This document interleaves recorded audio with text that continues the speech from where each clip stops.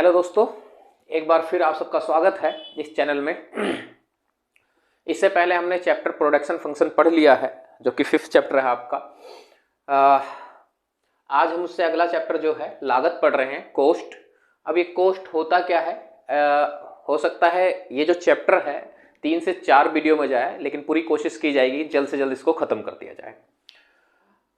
क्योंकि थोड़ा चैप्टर भी बड़ा है, इसमें कई सारे रिलेशन भी हैं और कुछ चीज़ें समझने वाली भी हैं, कुछ प्रैक्टिकल क्वेश्चंस भी हैं जो कि एग्जाम में आते हैं, इंपॉर्टेंट क्वेश्चंस हैं। तो इसलिए ये वीडियो हो सकता है कुछ लंबी जो है जा सकती है। कहने का मतलब है कई पार्ट में जा सकती है। वीडियो तो ज़्यादा लंबी बनाऊंगा नहीं, क्योंकि जो ज़्यादा लंबी वीडियो जो है आप सबको एक बोरियत भी फील कराती है कि बहुत लंबा है टॉपिक। तो इसलिए क्या होता है कि आप एक बैठक में जो है वीडियो देख सके। ज़्यादा लंबी वीडियो में क्या होता है, कई बार हमें कई काम आ जाते हैं, हम कहीं उड़ जाते हैं, तो तारतम्यता नहीं बन पाती है। हमेशा कोई भी आप वीडियो देख रहे हैं, कोई भी क्लास ले रहे हैं, तो कोशिश की जाए कि उसको एक बार में ही देख लें, क्योंकि जब एक बार में देखते हैं तो आप पूरी तरह से उसमें लीन होते हैं। और एक बात और कहना चाहूँगा कि आप सब जो है जब भी किसी भी चैनल पर देखें, मैं ये नहीं कहता यही देख रहे हैं, कोई भी वीडियो देख रहे हैं, तो आप प्लीज़ हेडफोन जरूर लगा लें, जिससे आपका माइंड इधर उधर ना जाए, आपका बिल्कुल जो कॉन्सेंट्रेशन है वो उसी में रहे। इससे और कॉपी पेन जो चीज़ें ज़रूरी हैं वो आप सब उसको नोट भी करते रहें, क्योंकि अगर आप नोट करते रहते हैं तो एक तो आपको नोट्स भी तैयार हो जाते हैं, दूसरी बात आप सबको उस चीज़ में ज़्यादा तारतम्यता नज़र आती है, आप ज़्यादा कॉन्सेंट्रेट कर पाते हैं। ठीक है, तो चलिए स्टार्ट करते हैं। लागत क्या है पहले ये समझेंगे। ठीक है, तो पहले नॉर्मली मैं बात कर लेता हूँ। देखिए, आप सब जब किसी शॉप पे जाते हैं, किसी दुकान पे जाते हैं, तो आप सब क्या पूछते हैं कि उसकी कॉस्ट क्या है या प्राइस क्या है। देखिए, मैंने कई बार सुना है कुछ लोग कॉस्ट पूछते हैं कि जी इसकी कॉस्ट क्या है। तो देखिए, वैसे तो कोई वो है नहीं, पर जो दुकानदार है वो कभी भी उसकी कॉस्ट नहीं बता पाएगा उस चीज की। उसका रीजन क्या है कि कॉस्ट तो वही जानता है जिसने उसको बनाया है। और दुकानदार क्या करते हैं भाई, बनी बनाई चीजें लाते हैं और उसको सेल करते हैं, है ना, दोबारा सेल करते हैं, तो उन्हें तो नहीं पता। फॉर एग्जांपल मान लीजिए मार्कर है, मैंने जिस शॉप से खरीदा था, मैं उसका कॉस्ट अगर पूछूंगा तो क्या ये वो दुकानदार इसकी कॉस्ट बता पाएगा? ये पॉसिबल नहीं है। ठीक है, वो तो ये देखेगा कि उस पे उसे जो है कितने का पड़ा है और जो है उसके बाद वो कितने का बेचेगा अपना प्रॉफिट ऐड करते हुए। ठीक है, तो कहने का मतलब यहां पर साफ है कि कॉस्ट का मतलब होता है कि इस मार्कर को बनने में जितना खर्चा आया है उसे हम कॉस्ट या लागत कहते हैं, जो भी खर्चा आया होगा। ठीक है, अब वो खर्चा तो वो दुकानदार नहीं जानता होगा ना, जो रीसेल कर रहा है, दोबारा बेच रहा है उस चीज को, क्योंकि उसने बनाया तो है नहीं, है ना।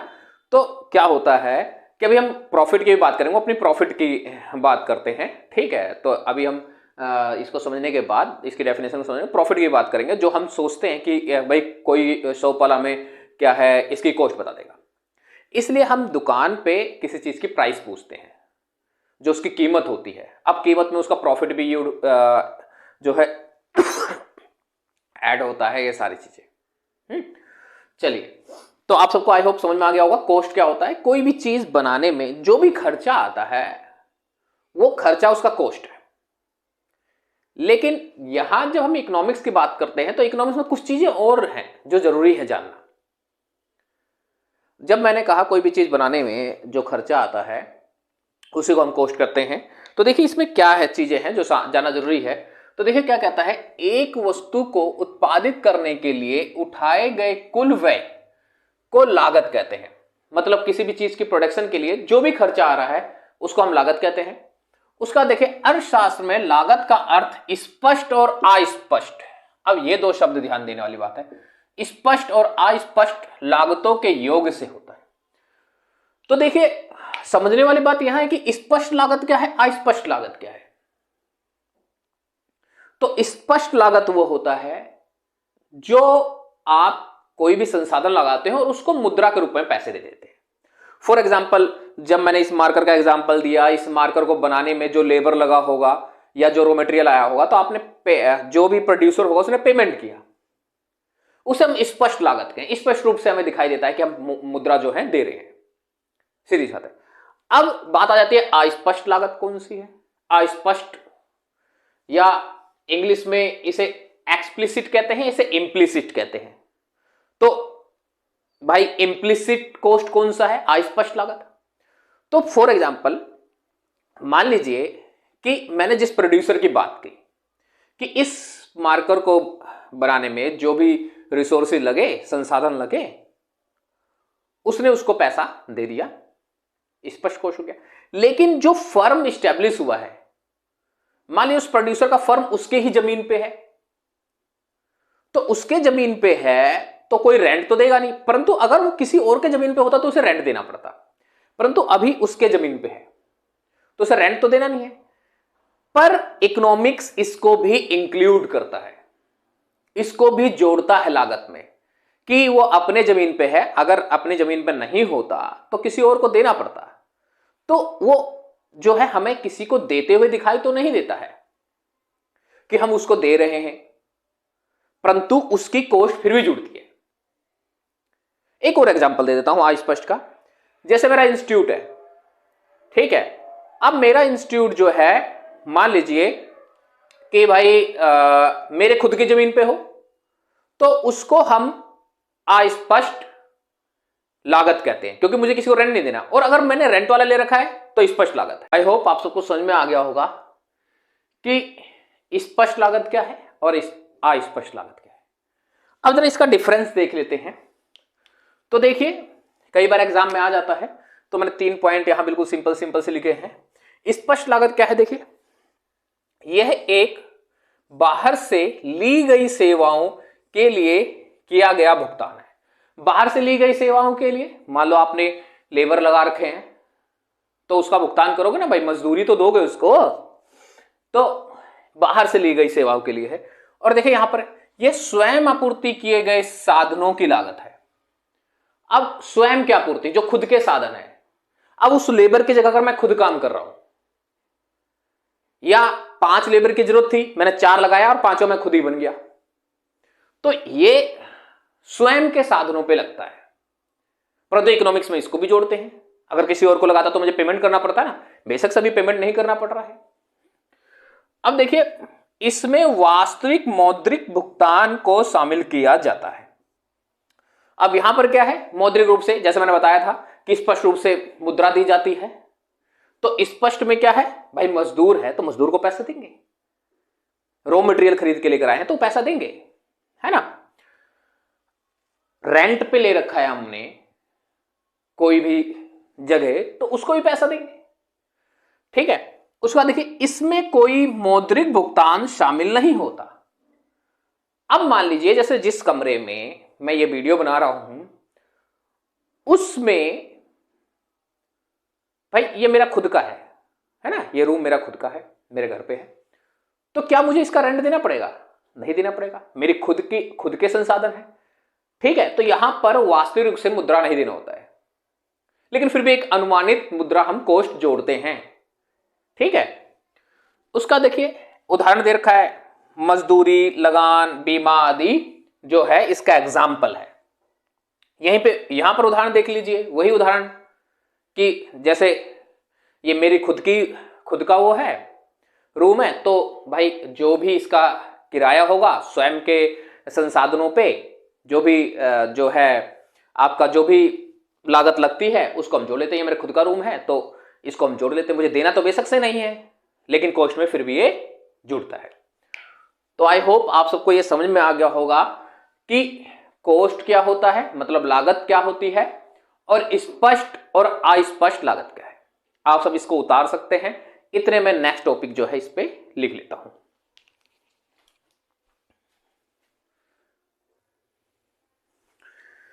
तो देखिए अगला टॉपिक है अवसर लागत। इस वर्ड से आप सब परिचित हैं। इससे पहले जो हमने फर्स्ट चैप्टर पढ़ा था, किसी में सेकंड चैप्टर भी लगा सकते हैं क्योंकि अलग अलग बुक में अलग अलग है, तो फर्स्ट या सेकंड चैप्टर कुछ भी कह सकते हैं, या इंट्रोडक्शन वाला चैप्टर कह सकते हैं, जिसमें आप सबने कैसे उत्पादन किया जाए, किसके लिए उत्पादन किया जाए, उस टाइम आपने पढ़ा था अवसर लागत क्या होता है। इस टॉपिक में क्योंकि कॉस्ट की बात है, लागत की बात है, तो फिर से दिया गया है, एक बार फिर से समझ लेते हैं अवसर लागत है क्या। तो देखिए क्या है, अवसर लागत त्यागे गए अगले सर्वश्रेष्ठ विकल्प का मूल्य होती है। मतलब देखिए, अवसर शब्द से ही आप समझ सकते हैं कि आप किसको अवसर देना चाहते हैं।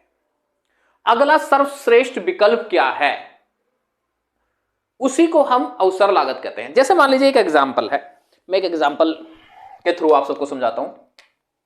मान लीजिए जॉब की बात करते हैं, जॉब की बात करते हैं तो कोई भी पर्सन है, ए व्यक्ति है, उसे 3 जॉब मिल रही है, 20,000 की, 25,000 की, ठीक है, और 30,000 की।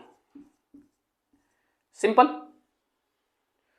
तो अब क्या है, तो क्या करेगा, मान लीजिए उसने चूज कर लिया कि मैं 30,000 वाला जो है जॉब करूंगा, तो इसका सर्वश्रेष्ठ विकल्प कौन सा था, ये था। किसने इसको त्याग दिया। अगर वो ये नहीं करता तो ये करता, सीधी सी बात है, ठीक। तो यही होता है अवसर लागत कि आपका अगला सर्वश्रेष्ठ चुनाव क्या है, अगला सर्वश्रेष्ठ विकल्प क्या है। अगर एक चीज नहीं कर पाएंगे तो दूसरा सर्वश्रेष्ठ क्या होगा। एक एग्जांपल और ले लेते हैं। मान लीजिए एक किसान है, वो अपने दी गई संसाधनों से, जो भी संसाधन दिए गए हैं उनसे क्या करता है, वो 40 टन चावल लगा सकता है और 50 टन जो है गेहूं लगा सकता है। अब वो क्या करता है कि 50 टन गेहूं को चूज करता है, चावल को त्याग देता है। तो इसका सर्वश्रेष्ठ विकल्प क्या होगा, 40 टन चावल। अगर वो ये गेहूं नहीं लगाता तो वो चावल लगाता, ठीक है। इसका सर्वश्रेष्ठ विकल्प क्या है, 40 किलो चावल। तो यही होता है अवसर लागत। आपके सामने सर्वश्रेष्ठ विकल्प क्या है, अगर एक चीज त्याग रहे हो तो दूसरा विकल्प क्या है। देखो, रियल लाइफ में भी बहुत सारी चीजें होती हैं। हम एक जॉब छोड़ के दूसरे जॉब पे जाते हैं, तो भाई जो जॉब छोड़ा है और दूसरे जॉब पे जा रहे हैं, तो कहीं ना कहीं वो जिसको छोड़ा है उसे सर्वश्रेष्ठ विकल्प ही तो होगा, वो है ना, एक अच्छा ही होगा। मान लो 25,000 की जॉब छोड़कर हम 30,000 में चले गए, तो जो 25,000 का छोड़ा है, अगर 23,000 का नहीं मिला तो 25,000 का करना पड़ता, सीधी सी बात है। तो ये सारी चीजें हमारी रियल लाइफ में भी चलती रहती है, ठीक है। तो आई होप आप सबको अवसर लागत समझ में आ गया होगा। आप सब, मैंने एग्जाम्पल लिखा नहीं है क्योंकि बहुत बड़ी वीडियो होती, या कह सकते हो कि टाइम भी बहुत ज्यादा लगता है, इसलिए मैंने अपने आप ही आप सबको बता दिया है। इसी एग्जाम्पल को आप लिख सकते हैं और समझा सकते हैं अगर ये आ जाता है एग्जाम में। चलिए नेक्स्ट टॉपिक के साइड चलते हैं। आप सब इसको उतार लीजिए। चलिए अगले टॉपिक के साथ आए हैं, अल्पकालीन लागत। अच्छा, इससे पहले हमने प्रोडक्शन फंक्शन जो था, प्रोडक्शन फंक्शन जो चैप्टर था, उसमें हमने भाई अल्पकालीन के बारे में पढ़ा था। तो यहां पर अल्पकालीन के बारे में समझाने की जरूरत नहीं है, पर अल्पकालीन लागत क्या होता है। देखिए, 2 टाइप के लागत की हमने बात की है, एक स्थिर लागत, एक हमारा स्थिर लागत, एक परिवर्ती लागत। तो स्थिर लागत क्या है, तो जरा प्रोडक्शन फंक्शन जो चैप्टर था, उत्पादन फलन, उसको रिकॉल करें। तो हमने वहां पर 2 फैक्टर की बात की थी, एक स्थिर फैक्टर और एक परिवर्ती फैक्टर। इन दोनों फैक्टरों की बात की थी, ठीक है। तो जो परिवर्ती फैक्टर होते हैं, जो उन पे लागत लगता है, उसको हम परिवर्ती लागत कह सकते हैं। और जो स्थिर फैक्टर होते हैं, स्थिर संसाधन, आधा इंग्लिश आधा हिंदी हो गया, स्थिर संसाधन होते हैं, उनपे जो लागत लगती है उसको हम क्या कहते हैं, स्थिर लागत कहते हैं। फॉर एग्जाम्पल, मान लीजिए कि अभी हम स्थिर लागत की ही पहले बात करेंगे, देन फिर परिवर्ती पे आएंगे। अभी हमारा फोकस स्थिर लागत पर रहेगा। जैसे एक एग्जाम्पल मान लीजिए कि भाई जो मेरा इंस्टीट्यूट है, जो मैंने रेंट पे ले रखा है, अब उसमें 1 बच्चा पढ़े, 10 बच्चे पढ़े या 50 बच्चे पढ़े, उसका रेंट तो फिक्स ही रहेगा ना, ठीक है, वो लागत फिक्स ही रहेगी, ठीक, वो चेंज नहीं होगी। अच्छा, कोई नहीं पढ़ेगा तो भी देना है मुझे उसे, मतलब अगर जीरो प्रोडक्शन है, ये चीज ध्यान देने वाली बात है, अगर जीरो प्रोडक्शन है तब भी आपको स्थिर लागत देना पड़ता है। ऐसे बड़े बड़े फर्म होते हैं, उनमें लॉयर अपॉइंट होते हैं, भाई बहुत सारे वकील होते हैं, वकील भी रखते हैं अपने लीगल उसको देखने के लिए, भाई इंजीनियर होते हैं। मतलब कहने का मतलब है जो अस्थाई कर्मचारी होते हैं, जो परमानेंट होते हैं, अब चाहे वहां प्रोडक्शन हो या ना हो, उन्हें परमानेंट जो भी वहां पर कर्मचारी हैं उनकी सैलरी देनी ही पड़ेगी। यह भी एक स्थिर लागत होता है। तो स्थिर लागत का मतलब क्या हो गया कि भाई आपका प्रोडक्शन हो ना हो आपको देना पड़ता है, और वो फिक्स रहता है, प्रोडक्शन के साथ चेंज नहीं होता है, उसका प्रोडक्शन के साथ कोई प्रत्यक्ष रिलेशन नहीं होता है। ठीक है, तो ये स्थिर लागत हो गया। परिवर्ती की बात कर लेते हैं। परिवर्ती लागत क्या होता है? जो उत्पादन के साथ प्रत्यक्ष रूप से परिवर्तित होता रहता है। आप ज्यादा उत्पादन करेंगे, ज्यादा कॉस्ट आएगी, परिवर्ती लागत ज्यादा होगी, कम करेंगे कम आएगी। एक नॉर्मल से एक एग्जांपल से मैं आपको समझाता हूं, फिर हम स्थिर लागत को समझेंगे, फिर परिवर्ती लागत को आगे बिल्कुल डायग्राम के साथ समझेंगे। जैसे मान लीजिए मेरा इंस्टीट्यूट है, मैं वहां 2 घंटे पढ़ाता हूं, 10-10 बच्चों का बैच है, मान लीजिए 10-10 बच्चों का बैच है, 2 घंटे पढ़ाता हूं, सीधी सी बात। तो भाई जो बिजली का बिल है वो 2 घंटे के हिसाब से ही तो आएगा। लेकिन अगर प्रोडक्शन बढ़ गया, बहुत बच्चे हो गए, मुझे दिन भर में 5 या 7 या 10 घंटे पढ़ाना पड़ रहा है, तो बिजली का बिल बढ़ जाएगा, सीधी सी बात है। पानी का खर्चा बढ़ जाएगा, सीधी सी बात है। तो ये सब परिवर्ती लागत होते हैं। ऐसी फर्म में जो होता है अस्थायी कर्मचारी होते हैं, जब प्रोडक्शन ज्यादा करना होता है तो उन कर्मचारियों को हायर कर लिया जाता है, तो भाई उनकी सैलरी देनी पड़ेगी। जब प्रोडक्शन ज्यादा करना है तो हमें कच्चा माल, रॉ मटेरियल भी ज्यादा लेना पड़ेगा। प्रोडक्शन कम करना है तो रॉ मटेरियल कम लेंगे, तो परिवर्ती लागत होता है। मुझे लगा आप सबको अब समझ में आ गया होगा स्थिर लागत क्या है, परिवर्ती लागत क्या है। अच्छा, इसकी एक चीज और है परिवर्ती लागत की, कि अगर प्रोडक्शन नहीं हो रहा है तो परिवर्ती लागत कुछ होता ही नहीं है, जीरो प्रोडक्शन, सीधी सी बात है ना। तो परिवर्ती लागत जीरो होता है। लेकिन स्थिर लागत अभी मैंने बताया कि अगर प्रोडक्शन क्या है, जीरो है, तब भी देना पड़ता है।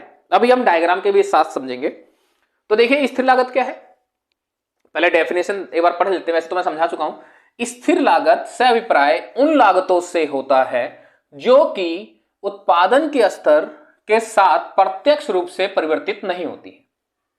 ठीक है, ये परिवर्तित नहीं होती है, फिक्स रहता है। एग्जाम्पल मैंने इतने सारे दे दिए। चलिए डायग्राम के साथ समझ लेते हैं।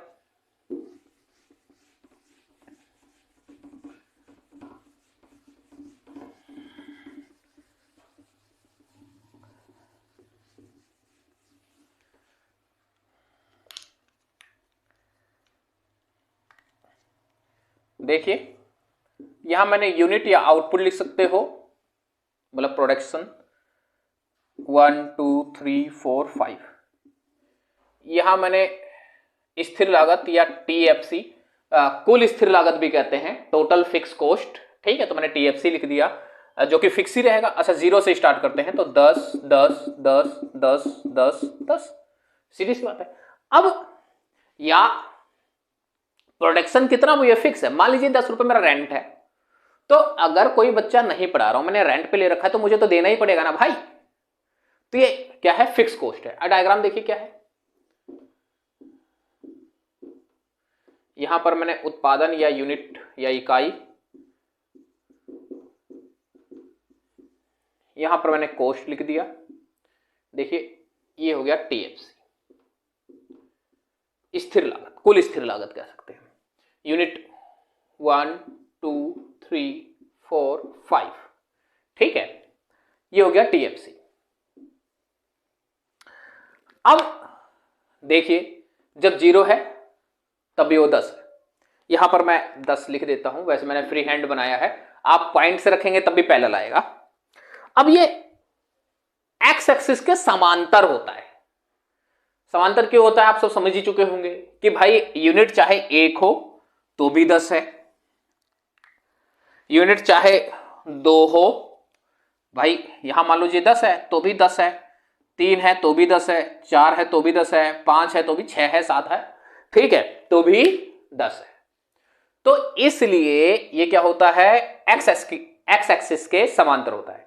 अच्छा, एक्स एक्सिस पे अगर इकाई है, तो अगर आप इकाई यहां कर देंगे, यहां लिख देंगे और कॉस्ट यहां लिख देंगे, तो ऐसे बन जाएगा, तो वाई एक्सिस के समांतर हो जाएगा। ये कोई नियम नहीं है कि एक्स एक्सिस के ही समांतर हो, डिपेंड करता है आपने इकाई कहां लिखा है, कोष्ट कहां लिखा है, पर नॉर्मली आप सबके बुक में ऐसे ही है तो ऐसे हमने बनाया है। ठीक है, तो क्या होता है, ये समांतर होता है। ठीक है, बिल्कुल सेम गैप होता है क्योंकि भाई 10 ही है हर एक यूनिट पे। तो आई होप आप सबको स्थिर लागत समझ में आ गया होगा। अच्छा, डायग्राम समझाओगे आप सबको, मैंने पहले भी वीडियो में बता रखा है भाई एक्स एक्सिस पे क्या है, वाई एक्सिस पे क्या है। ठीक है, देन थर्ड पॉइंट में बता दोगे कि भाई समांतर जो है क्यों होता है, ये सारी चीजें बतानी होती है अगर बाई चांस आ जाए एग्जाम में। वैसे ऐसे तो आता नहीं है, ठीक है, बट अगर बाई चांस आ जाए तो सारी चीजें बतानी होती है। 3 मार्क्स 4 मार्क्स, हमेशा जो क्वेश्चन अटेम्प्ट करना होता है वो मार्क्स देख के अटेम्प्ट करना होता है, कितने नंबर का क्वेश्चन है। ठीक है, तो आई होप आप सबको ये स्थिर लागत समझ में आ गया होगा। अब परिवर्ती लागत समझेंगे, उसका भी डायग्राम देखेंगे। तो चलिए आप सबको सब इसको उतार लीजिए, फिर मैं परिवर्ती लागत जो है उसका डेफिनेशन वगैरह यहां पर लिख देता हूं।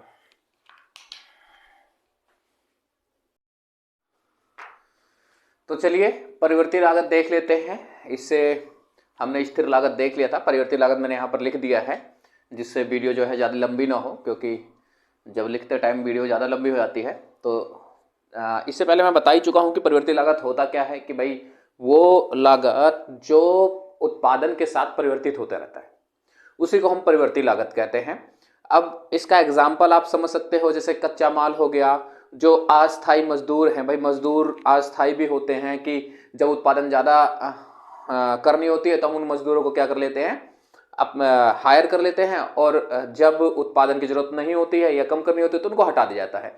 ठीक है, लेकिन उनकी सैलरी जाती ही है ना, उनको भाई जब हायर करेंगे तो पैसा देना पड़ेगा, तो एक तरह से लागत तो होता ही है ना, तो उसको हम परिवर्ती लागत कहते हैं। या उत्पादन जब ज्यादा करना होता है तो बिजली का बिल वगैरह भी ज्यादा आता है, ठीक है, कम होता है तो बिजली का बिल वगैरह कम आएगा। तो ऐसी लागतें जो उत्पादन के साथ प्रत्यक्ष रूप से संबंधित होती है। प्रत्यक्ष रूप से संबंधित का मतलब यह है, उत्पादन ज्यादा होगा तो लागत बढ़ेगी और उत्पादन कम होगा तो लागत कम होगी, उसको हम परिवर्ती लागत कहते हैं। अब चलिए इसको जरा डेफिनेशन देख लेते हैं।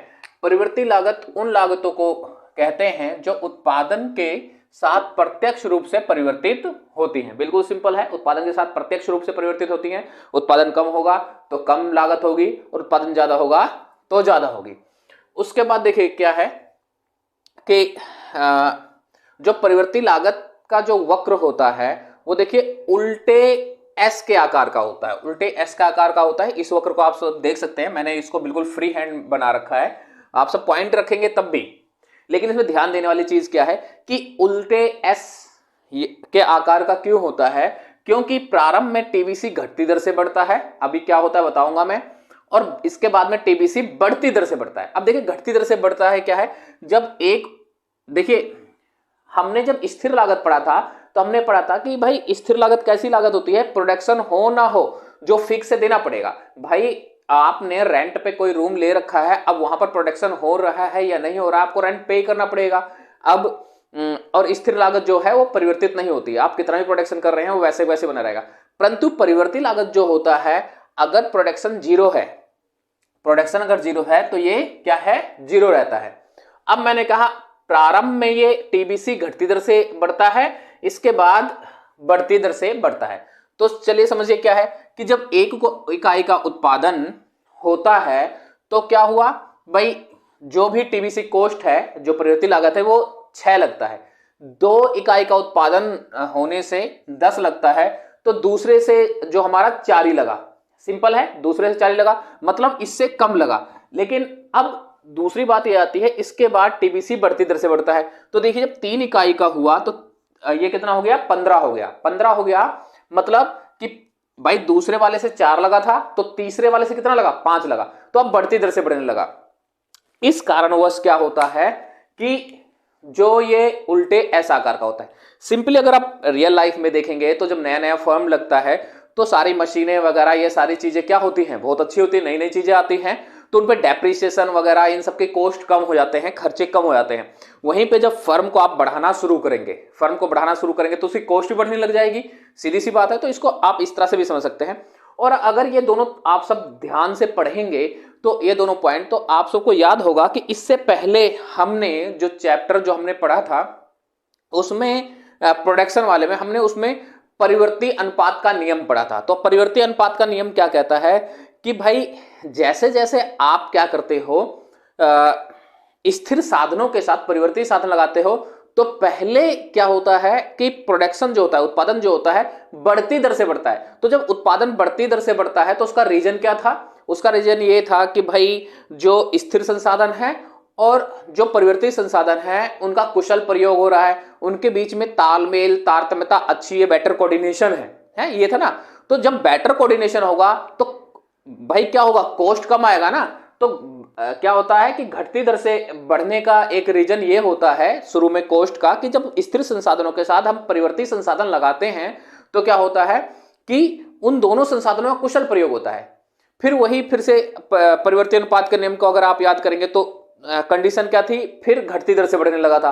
क्यों? क्योंकि जो स्थिर संसाधन है उनकी क्या होती है, अपने आप में क्या है, एक एफिशिएंसी होती है, एक क्षमता होती है, उससे ज्यादा प्रोडक्शन वो नहीं दे सकता है। ठीक है, तो कोऑर्डिनेशन बिगड़ जाता है। तो जब कोऑर्डिनेशन बिगड़ गया तो प्रोडक्शन घटती दर से बढ़ने लगा, और जब घटती दर से बढ़ने लगा और कोऑर्डिनेशन बिगड़ जाएगा तो क्या होगा? कॉस्ट बढ़ने लग जाएगा। तो देखिए यहां कॉस्ट बढ़ने लगा। तो सिंपल सा इसको इस तरह से भी कह सकते हो कि ये दोनों कारण, या उल्टे ऐसा आकार का क्यों होता है? परिवर्ती अनुपात के नियम के कारण। ठीक है, ये दोनों पॉइंट उसी के अंदर आ जाते हैं, परिवर्ती अनुपात के नियम के कारण, परंतु मुझे समझाना था इसलिए मैंने इसको अलग से लिख के आप सबको समझा दिया है। ठीक है, अब डायग्राम आप सब चाहे तो पॉइंट के हिसाब से रखेंगे तब भी ऐसे ही जाएगा, पहले घटेगा देन फिर बढ़ना शुरू हो जाएगा।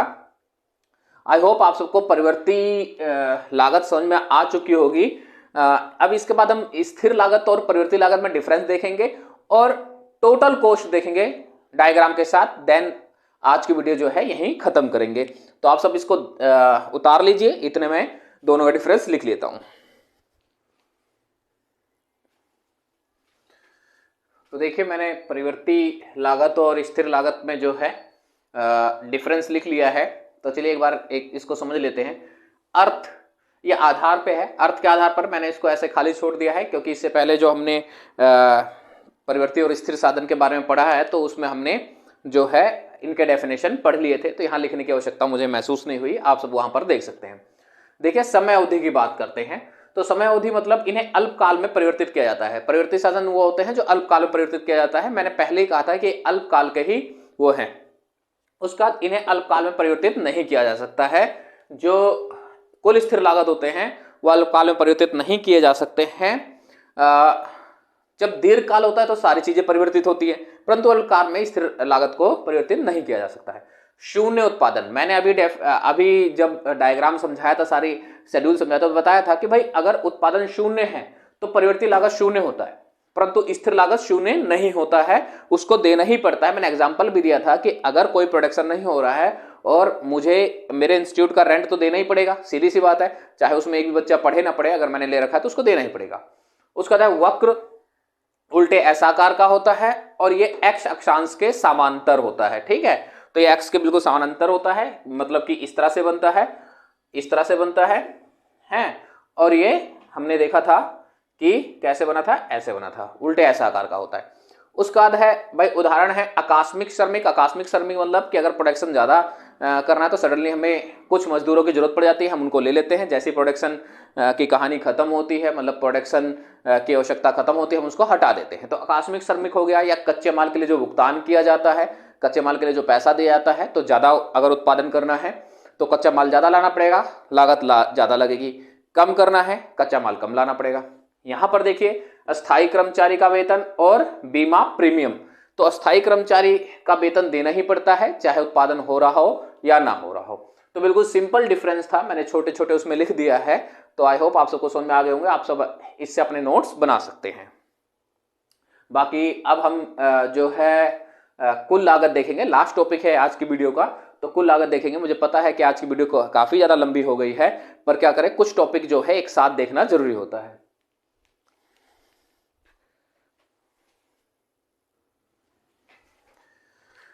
तो चलिए दोस्तों, आज का आखिरी टॉपिक देख लेते हैं, कुल लागत।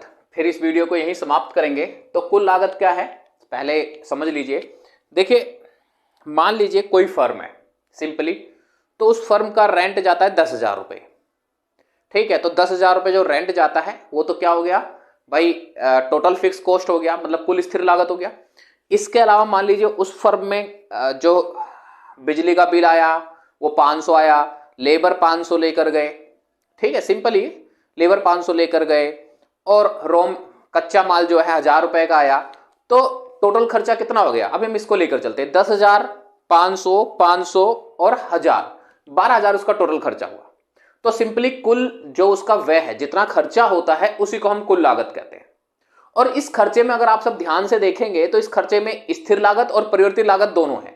तो स्थिर लागत और परिवर्तित लागत को जोड़ दो, कुल खर्चा हो जाता है। तो वही चीज यहां पर दिखाया गया है। तो चलिए देखते हैं भाई, एक वस्तु के उत्पादन के लिए आवश्यक उत्पादन के साधनों पर फर्म द्वारा किए गए कुल व्यय को कुल लागत कहते हैं। जितना भी व्यय किया गया है फर्म द्वारा, ठीक है, जो संसाधनों पे, उसको कुल व्यय कहते हैं। अब देखिए, मैंने अभी बता ही दिया है कि भाई कुल लागत क्या होता है। कुल लागत आपका कुल स्थिर लागत और कुल परिवर्तित लागत को जोड़ के होता है। इसी तरह से शेड्यूल, इससे पहले हमने जो कुल स्थिर लागत लिया था और जो परिवर्तित लागत लिया है उसी को जोड़ दो, यहां कुल लागत का शेड्यूल बन जाएगा। सारणी आप सबके सब सामने तैयार हो जाएगी। देखिए, कुल जो आपका स्थिर लागत है वो क्या है, फिक्स रहेगा हर एक यूनिट पे, हमने 12-12 ले लिया। परिवर्तित लागत हमने क्या लिया था, 0, 6, 10, 15, 24 और 35, इन दोनों को जोड़ दीजिए, आप सबके सामने क्या आ जाएगा, टीसी 12, 18, 22, 27, 36 और 47, ये आ गया टीसी, मतलब कुल लागत। ठीक है, अब परिवर्तित लागत का आप सबने डायग्राम बनाया ही था और कुल स्थिर लागत का भी डायग्राम बनाया था। बस किसका बनाना है, टीसी का। टीसी का डायग्राम देखें, यहां से इस तरह से गया हुआ है। उसका रीजन क्या है, उसका सबसे बड़ा रीजन यहां पर ये है, ये वाला पॉइंट देखिए, जहां यूनिट 0 है, यूनिट जहां पर 0 है वहां पर क्या है कि भाई टीसी टीएफसी के बराबर होता है, मतलब कुल लागत कुल स्थिर लागत के बराबर होता है। भाई अभी मैंने आप सबको एग्जांपल दिया कि एक फर्म है, उसका 10,000 किराया है, 500 रुपए लेबर ले जाते हैं और 500 रुपए बिजली का बिल आ गया था और 1000 रुपए जो है कच्चा माल आ गया था। ये हमने एग्जांपल दिया। अब मान लो कोई प्रोडक्शन नहीं हो रहा है, तो ना वो 500 रुपए लेबर के जाएंगे, ना ही कच्चा माल लाना है, ना ही बिजली का बिल आएगा, तो जाएगा क्या, सिर्फ वो 10,000 रुपए रेंट। भाई स्थिर लागत तो देना ही पड़ेगा। अगर आप स्थिर लागत नहीं दे रहे हैं, स्थिर लागत उसी सिचुएशन में खत्म होता है जब फर्म शट डाउन हो जाए, मतलब फर्म बंद ही हो जाए, नहीं तो स्थिर लागत तो देना ही पड़ेगा। तो क्या होता है, टीएफसी जहां पर 0 यूनिट है, टीएफसी टीसी के बराबर होता है या टीएफसी के बराबर टीसी होता है। तो भाई टीएफसी यहां पर शुरू हुआ है तो यहीं से शुरू होगा, कभी भी जो टीसी जो है वो 0 नहीं होगा। टीसी 0 तभी होगा जब शट डाउन हो जाए फर्म, मतलब फर्म बंद हो जाए, तभी उसे स्थिर लागत नहीं देना पड़ेगा, सीधी सी बात। इसलिए यहां से स्टार्ट होता है। अब देखिए, मैंने यहां पर 3 पॉइंट लिखे हैं, इससे मैं और अच्छे से समझा देता हूं। टीसी उल्टे एस आकार का होता है, देखिए बिल्कुल उल्टे एस आकार का है। इससे पहले टीबीसी भी उल्टे एस आकार का था। तो अब इसका रीजन क्या है, इसका रीजन यही है कि जो टीसी है अपना जो आकार है वो टीबीसी से ही लेता है। जैसे जैसे टीबीसी बढ़ेगा वैसे ही टीसी बढ़ेगा। देखो यहां पर भाई ये तो फिक्स ही है, जब 6 बढ़ा तो ये 18 हो गया, जब 10 बढ़ा तो 22 हो गया। तो जिस हिसाब से, क्योंकि ये तो फिक्स ही रहेगा ना, तो जैसे जैसे टीबीसी बढ़ेगा उसी हिसाब से क्या बढ़ता है, टीसी बढ़ता है। तो इसलिए अपने आकार को वो टीबीसी से ही लेता है टीसी, इसलिए भी उल्टे एस आकार का होता है। दूसरा चीज, शून्य उत्पादन पर टीसी इक्वल टू टीएफसी होता है। भाई टीसी इक्वल टू टीएफसी ये मैं समझा ही चुका हूं, क्यों होता है ये भी बात कर चुके हम। फिर टीसी टीवीसी के समांतर होता है। अब देखिए इसके समांतर होता है, ये आपस में काटती नहीं है। उसका रीजन क्या है कि इनके बीच में टीएफसी का ही डिफरेंस है, और जब डिफरेंस एक समान होगा, कम ज्यादा होगा ही नहीं, जो कि मैंने 12-12 ले रखा है, आप 10-10 ले लीजिए, 8-8 ले लीजिए। जब डिफरेंस एक समान होगा तो कोई कर्व एक ही साथ तो चलेगा ना भाई। हर एक जगह गैप, मान लीजिए इस यूनिट पे भी गैप 12 का ही है, 3 यूनिट पे भी गैप 12 का ही है, सीधी सी बात है। तो हर जगह जब गैप बराबर ही रहेगा, 12 का ही रहेगा, तो ये इनमें जो गैप है वो तो बराबर ही रहेगा ना, समानांतर ही चलेगा। ठीक है, तो क्या होता है, इन दोनों के बीच में डिफरेंस सिर्फ टीएफसी का होता है। अगर टीएफसी हटा दे, अगर मैं इसमें से टीएफसी माइनस कर दूं तो यही तो आ जाएगा ना टीसी के सामने, सीधी सी बात। इसलिए टीसी टीबीसी के समानांतर होता है। ठीक है, तो आई होप आप सबको समझ में आ गया होगा। अभी तक काफी बड़ा चैप्टर है, इसका रिलेशन आना है, एवरेज आने हैं, ठीक है, उसको भी समझेंगे। तो आज के लिए इतना ही। तो चलिए आज के लिए इतना, धन्यवाद। अगर आप सबको बातें समझ में आ रही हैं, चीजें समझ में आ रही हैं, तो प्लीज लाइक भी कर दिया करिए और शेयर भी कर दिया करिए, इससे भी मोटिवेशन मिलता है। तो चलिए आज के लिए इतना, थैंक यू।